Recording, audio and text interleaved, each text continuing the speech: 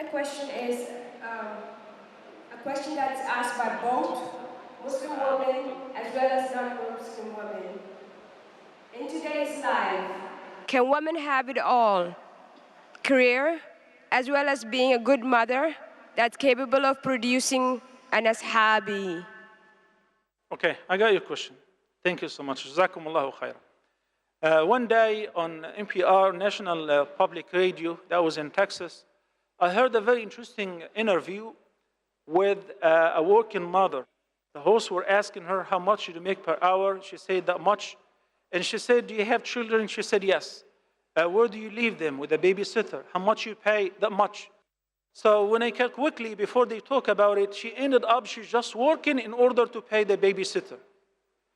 Can there be any babysitter on earth or any person replace the love and the passion, the care, and the warmth that the mother gave to her children? No. As a matter of fact, we already know from the reports and the news, disasters happen due to trusting the maid or the babysitter with your children and leaving them alone with them at home. The thing that you desire to enter Al-Jannah through, and now I'm only speaking about Muslim women, because when I speak about the motive, I cannot speak to non-Muslims about this motive, entering heaven through your children. I do have many priests who are my colleagues and friends in the States. One of them, every time I ask him about his children, and he's a very famous priest, I said, Ben, how are you? What's up? How's your children? He had one daughter. He keeps saying, well, Muhammad, she's good until she's 14. She's good until she's 14. Imagine a religious person is expecting the worst to come. We invest in our children. We give our entire life so that they will be a continuation for our life. Why many Muslim women think that it's a shame to stay at home? It is perfectly important to acquire a degree and to be professional, but if your children need you, then they should be given the precedence. If you can combine between both, that's perfectly fine, especially if the family is in need for the financial support of the mother.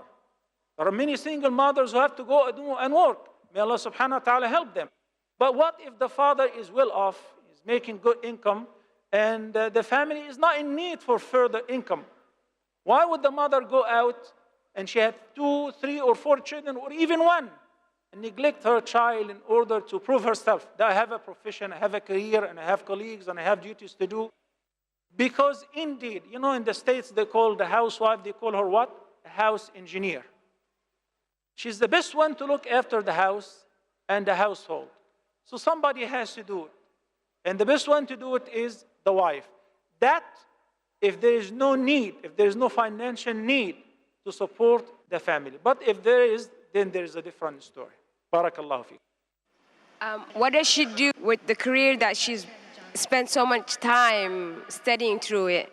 Okay, that's a good question. By the way, I'm a pharmacologist by profession. I was an assistant professor of pharmacology. My career initially was teaching pharmacology and pharmacognosy, blah, blah, blah. Okay? So when I shifted and I studied Sharia afterward and I left my job at the university and all of that, at one point I regretted that I wasted so many years in studying biochemistry and pharmacology. But by Allah, later on, I realized that it was best for me. It is very important for the religious scholars to be also aware of the science and math and many other sciences, to be aware of what's going on. So a mother who's educated, a mother who's a physician, can utilize this knowledge that she earned and the degree in upbringing her children the right way. Of course, it makes all the difference. An educated mother or a mother who does not have a degree. And meanwhile, he did not only get the degree in order to work so that he can make some money. Because if you're talking about the benefit-risk ratio as in pharmacology, or al-masalih wal-mafasid as in usul al-fiqh, the maslaha should be given precedence to the mafsada. And if we have two maslahas, two benefits, we give precedence to the greater one. So which one is greater? Upbringing children, righteous children, or going to work? Okay? Once again, we're not saying that it is unlawful for a woman to work. We're saying it is permissible if she works in the proper field, with the proper etiquette, and whenever it is needed. Barakallah fiqh. Thank you so much. You're welcome. Jazakallah. وجزاكم.